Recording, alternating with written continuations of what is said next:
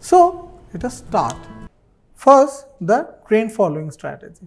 Now the advantage of trend following strategy is that if there is a very big trend, the upside or in the downside, a trader or an investor who is adopting the trend following strategy would gain a long uptrend or a long downtrend.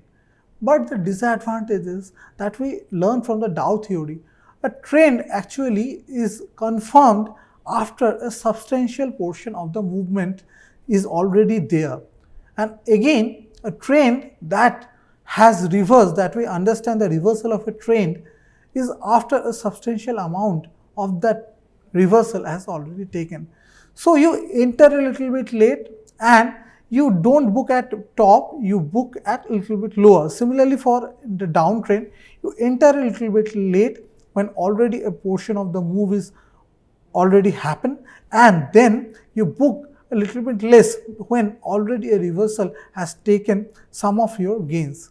So that way, if you are not already trading in a very long sustaining trend, then your gains are not that much. But given that market often are in a very longer period of trend, longer moving trend, which takes price for a long distance, for those kind of moves, trend following strategy is very good. Now again, before a trend is being implemented or manifested itself, you don't know that how long the trend would sustain. For that, you need a little bit of gut feeling, you need a little bit of understanding of the overall market, and you can actually, if you think that the trend is going to sustain for a long time, you can approach the market with the trend following strategy. Now let us begin with that. Our first trend following strategy is using the moving averages. The moving average we take here for the strategy is 9 period and 21 period. Now we are looking at Nifty chart.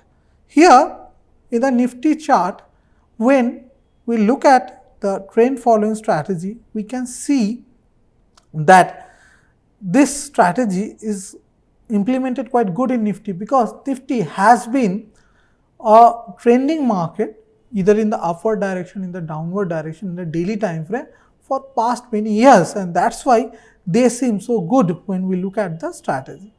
Now let me tell you a little bit of the strategy first. First, there are two moving averages, simple moving averages, 9 period and 21 period. Now you go into the trade only when your 9 period moving average crosses your 21 period moving average, right? So you go long into the moving trade or long into the market when there is a positive crossover, that is smaller period moving average crosses. You go short similarly when the smaller period moving average goes below the longer period moving average. So you go short when the smaller period moving average, that's the 9 period moving average, go below the 21 period moving average. So basically this is a stop and reverse kind of a methodology. How? Basically you are going long into the market, and now when you are booking profit, you are also getting into the short side of the market. So basically you are always having a position into the market.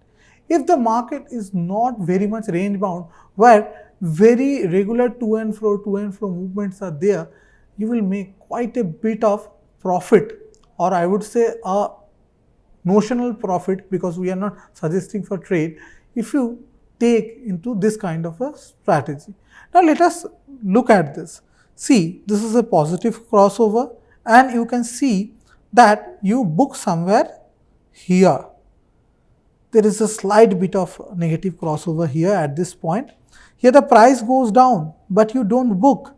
But here you book because there is a negative crossover. See, but the negative crossover doesn't sustain for long. Soon again you get into a long trade, booking your slight losses, and you get into a long trade with the positive crossover. And now here see, again you book your losses here, and again now you book your profits here, and you again get into a short position due to the small whipsaw. Now again, when there is a positive crossover, you book a small loss and then you get into the trade, you book it here. And now you get into a short trade. See, you book it here and you get into a long trade. You get into a again reversal trade here. Then again you book a little bit of loss and then again you book a little bit of profit here and or no profit no gain and get into a reverse position. See, now this one is booked, I think, here. When you momentarily get into a reverse position due to this crossover, but you book small loss, but see the kind of gains you are having. And then again you get into a long position.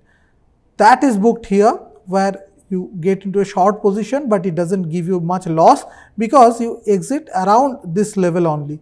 So small loss you may have to book, but as you go long here, you see the kind of gain you make.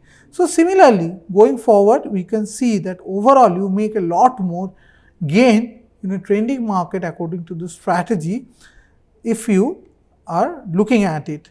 But in a very range bound market, see, this kind of whipsaws would be very frequent. So you won't be gaining much during this kind of a scenario. But overall, if it is a trending market like this, or this, would be gaining a lot.